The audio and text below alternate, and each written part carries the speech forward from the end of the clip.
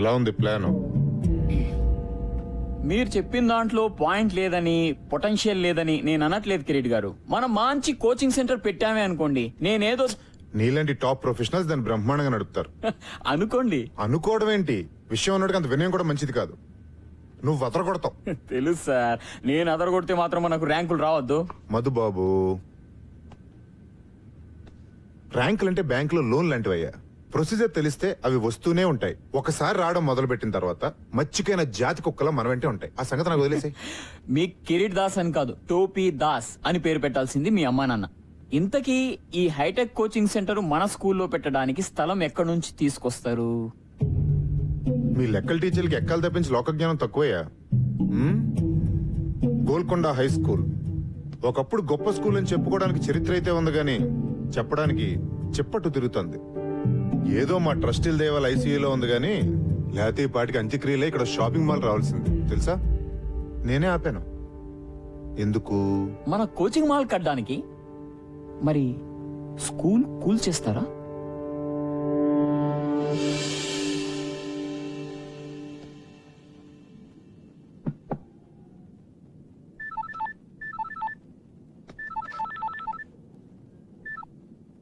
Hello Vishwanath గారు, నేను chairman గారు చెప్పండి సార్. ఒకసారి బోర్డు రూమ్కి వస్తారా? ఇప్పుడా? యా, కొంచెం ఇంపార్టెంట్. అదే మన ఫండింగ్ గురించి అనుకున్నాం కదా, దాని గురించి. వస్తున్నాను సార్.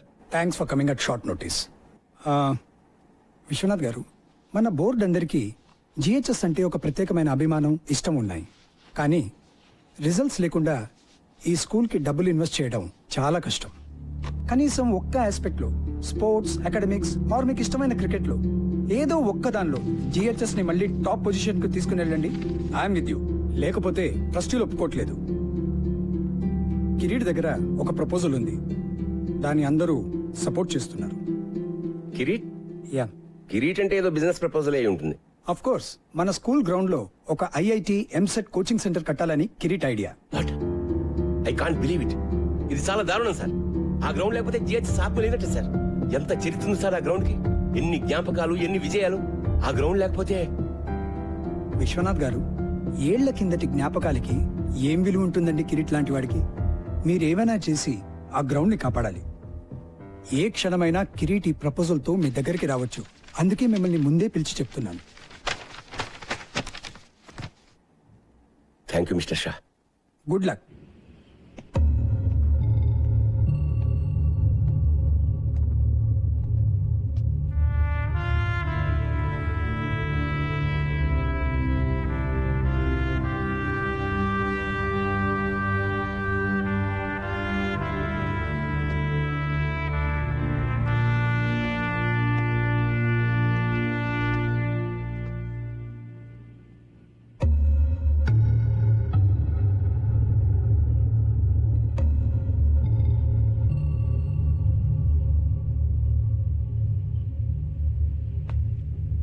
సాబ్, బోలో జానీమే. మీరేమీ అనుకోకపోతే నేను ఒక మాట చెప్తాను సార్ మీకు. అనుకునే మాటే చెప్పు. మన పోరగాళ్ళకి ఒక మంచి క్రికెట్ కోచింగ్ పెట్టండి సాబ్. ఎందుకంటే నాకంటేనే ఘోరంగా ఆడుతున్నారు వీళ్ళు. 15 సార్ల క్రితం మీరు ఉన్నప్పుడు సాబ్ ఎంత బాగుండేది. టైం వచ్చింది. మీరు మర్చిపోలేదా సాబ్? బోర్డుని మర్చిపోయిన విషయం ఎలా మర్చిపోతాను? ఆ పెయింట్ కింద ఓ పేరుండేది గుర్తుందా? అవును సాబ్. అతను ఎక్కడున్నాడు ఇప్పుడు?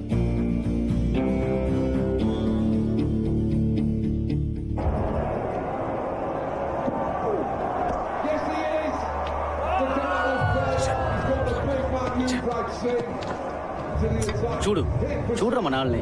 ఛాంపియన్స్ అన్నావుగా, ఒక్కడు కూడా బ్యాట్ పట్టుకోవడం రాదు. టీం బంగ్లాదేశ్, జింబాబే, కెన్యా అంటే తొడగొట్టేస్తారు. ఇక్కడికి రాగానే అన్ని జాడతాయి. ఫిక్సింగ్ మావా, ఫిక్సింగ్. అంతా పైసా.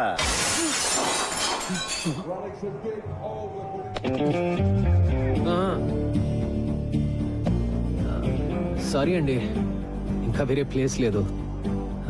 ఉన్నా మీ కామెంటరీ వినే ఛాన్స్ రాదు. ఏంటే? ఇప్పుడు వీడు ఇన్స్వింగ్ యాకర్ ఎలా ఎలా చూపిస్తాడు. మీరేమో కవర్ డ్రైవ్, తమరేమో పుల్ షాట్ ఆడుతున్నప్పుడు బాడీ వెయిట్ ఎలా ఉండాలో చూపిస్తారు కదా. తీసుకోండి సార్. ఏంటి పని నువ్వు?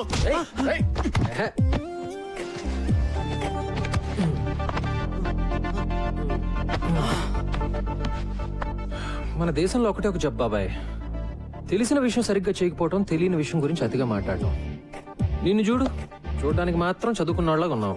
అప్పటి నుంచి ఇండియా టీంని తిడుతూనే ఉన్నావు. నీకేం చెప్తే అర్థం అవుతుంది? మ్యాచ్ మధ్యలో వర్షం కురిసి గాలి వాటం మారింది, Brett Lee Mitchell Johnson ball swing చేయడానికి ఆ మాత్రం చాలు అని చెప్తే అర్థం అవుతుందా? లేకపోతే ఓల్డ్ బాల్ ని రివర్స్ స్వింగ్ చేయడం నేర్చుకున్న Stuart Clark in swing yorker అద్దరగొట్టాడని చెప్తే అర్థం అవుతుందా? వాళ్ళు 100 కొడితే మనం 101 కొట్టాలి, లేకపోతే మనం 100 కొడితే వాళ్ళు 99 దాటి కొడతాం. అంతే నీకు తెలిసిన క్రికెట్ కదా. వదిలే సంపత్ సార్, మీరు కూడా రారా పదరా. ఎందుకు సంపత్ వాళ్ళతో? కోచింగ్ కోటింగ్ బాగానే ఇచ్చాను కదా.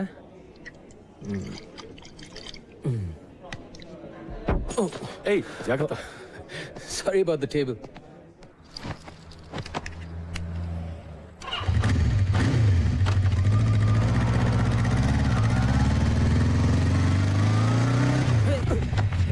ఏ ముసలోడా, సంపత్ బాబు బాగున్నారా?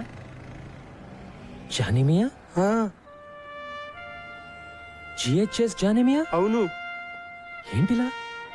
ఏంటి సార్?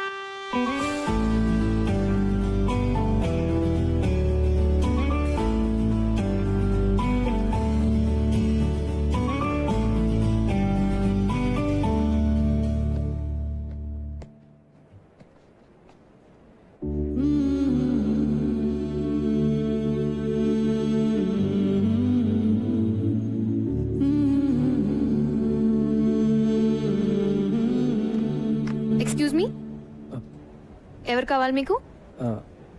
విశ్వనాథ్ గారు. ప్రిన్సిపల్ గారా? యా, నన్ను కలవమన్నారు. ఐమ్ సంపత్. ఓ, ఇలా వెళ్తే క్వాడ్రాంగిల్ వస్తుంది, ఎడం వైపు 2 రూమ్. తెలుసండి. మీరు అడ్డంగా నిలబడింది మా స్టాఫ్ రూమ్కి వెళ్ళే మెట్లని కూడా తెలుసా మీకు? సారీ. That's okay. మీరు ఇంగ్లీష్ టీచరా? మీకెలా తెలుసు? యూజువల్ గా బాగుండేది వాళ్ళే కదా. క్వాడ్రాంగిల్, ప్రిన్సిపల్ మీకు తెలుసు కదా?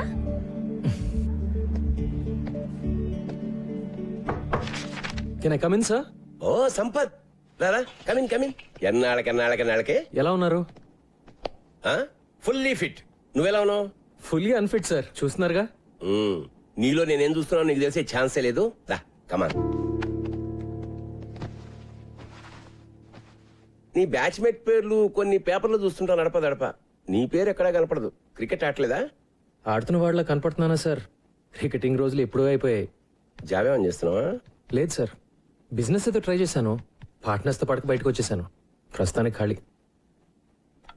మన GHS inter school cricket tournament లో ఓడిపోయి 15 ఏళ్ళు అయింది కదూ సార్. నువ్వు మన క్రికెట్ టీం కోచ్ గా ఉండి మళ్ళీ ఆ కప్పు తెచ్చి పెట్టాలి సార్. మళ్ళీ మనం ఇంటర్ స్కూల్ ఛాంపియన్ అవ్వాలి.